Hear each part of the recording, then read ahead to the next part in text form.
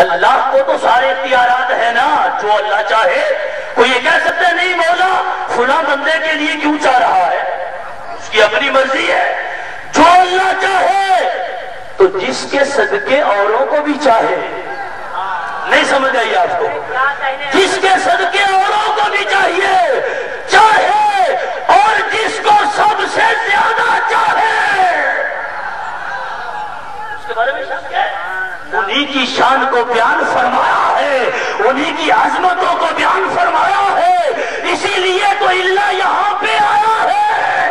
ہم کہتے ہیں یہ اللہ ہے، اختیارات مصطفیٰ کی عظمت کا قلہ ہے۔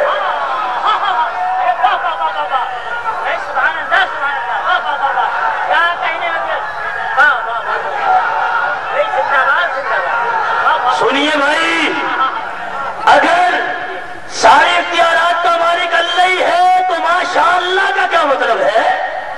اس کے تو سارے اپنے ہیں، کیا اپنے لیے پھر چاہ رہا ہے؟ نہیں، اپنے حبیب کے لیے، دکھیوں کے طبیب کے لیے، جو سارے جہانوں کے سردار ہے، ہمارے وہی غمخوار ہے، تو یقیناً وہ نبی مختار ہے۔ اس لیے ہم نے محفل کو سجایا ہے اور سارے عام لوگوں کو بتایا ہے، ہمارے حضور کو رب نے مختار بنایا ہے۔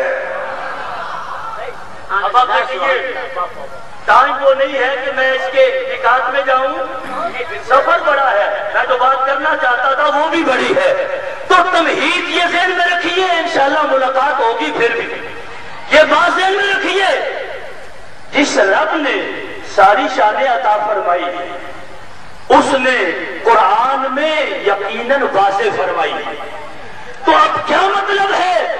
حقیقی سارے اختیارات کا مالک اللہ ہے، ذاتی طور پہ اختیارات اور قدرتوں کا مالک اللہ ہے، لیکن اللہ چاہے، اس کا حبیب تو ہے بڑی شان والا، ان کی تو عظمت ہی بڑی ہے، اللہ چاہے جسے چاہے، زور سے کہو نا سبحان اللہ۔ اب دیکھیے ذرا اس آیت کریمہ کا بیان بڑا لمبا ہے، میں یہ گزارش کرنا چاہتا ہوں، کیا یہ قرآن جو لوگ آج پڑھتے ہیں اور آدھی آیتیں پڑھتے ہیں، ان سے نہ پوچھیں جن کو قرآن حضور نے خود پڑھایا، توحید و رسالت کا جام بھی پلایا ہے، علم و حکمت کا جام بھی پلایا ہے، اور خود یہ بتایا غلاموں میری عظمت کے لیے رب نے خود فرمایا ہے۔ یہ بڑا آج پروپیگنڈا، کچھ نہیں کر سکتے حضور، کچھ نہیں کر سکتے، کچھ دے نہیں سکتے، کوئی اختیار نہیں ہے، کہنے سے ہوتا کچھ نہیں ہے، جس کا نام محمد یا علی ہو کسی بات کا اختیار نہیں ہے۔ میں نے کہا تو پیدا کب ہوا ہے، تیری کیا حیثیت ہے؟ آئیے پوچھئے صحابہ کی جماعت سے، مجمع صحابہ کا لگا، بخاری شریف، مسلم شریف، صحاح غیر صحاح، کتنی درجنوں حدیثیں بولتی ہیں، میں مسلم شریف سے پڑھ رہا، آقا علیہ السلام کے صحابہ کا مجمع لگا، حج فرض ہو گیا ہے، فرمایا یا ایھا الناس قد فرض علیکم الحج، اے لوگوں حج فرض کر دیا گیا، اب حج کیا کرو۔ صحابہ کے مجمع میں حضرت اقرا بن حابس بیٹھے ہیں، عرض کی عبداللہ عامن یا رسول اللہ، آپ فرما رہے حج فرض ہو گیا، ہر سال کرنا فرض ہے؟ راوی کہتے ہیں سکت، ہمارے حضور نے خاموشی فرمائی، جواب نہیں دیا، حتی قالہا ثلاثا، یہاں تک کہ انہوں نے 3 مرتبہ عرض کیا، جواب نہیں دیا، باللہ حدیث کے لفظ راضی ہے، لیکن آگے یہ عرض کیا یا رسول اللہ یا حبیب اللہ مجھے یہ پرواہ نہیں، اب دورے پڑتے رہے، مرگی پڑتی رہے، بیمار ہوتی رہے، میں یہ عرض کرنا چاہتا ہوں اللہ اپنے پیاروں کو تو موت اور حیات میں بھی اختیار عطا فرما دیتا، موت اور حیات میں بھی، بخاری شریف میں بھی ہے، مسلم شریف میں بھی ہے، جا ملک الموت الى موسیٰ علیہ السلام، حضرت ملک الموت علیہ السلام حضرت سیدنا موسیٰ علیہ السلام کے پاس آ گئے اور آگے کیا فرمایا، عجیب امر رب، اپنے رب کا حکم مانیے، حکم کیا ہے، وقت آ گیا ہے اپنی روح میرے حوالے کیجیے، تو ہوا کیا ہے، موسیٰ علیہ السلام نے تھپڑ مار دیا،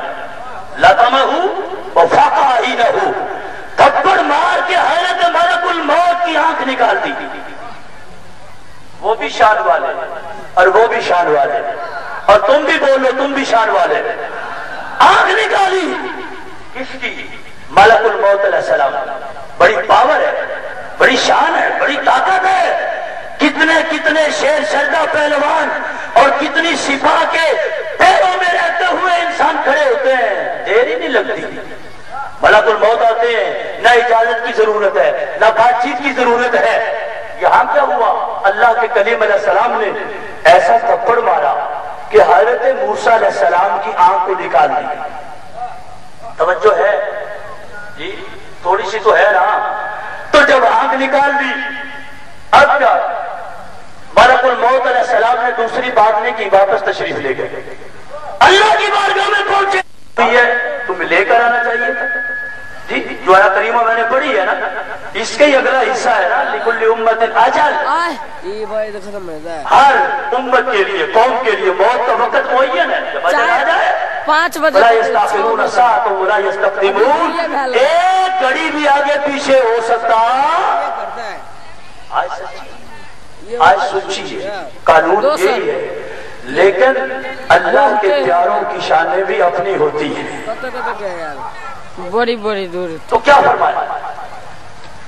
رب ذوالجلال نے فرمایا جاؤ اب میرے کلیم سے پوچھو۔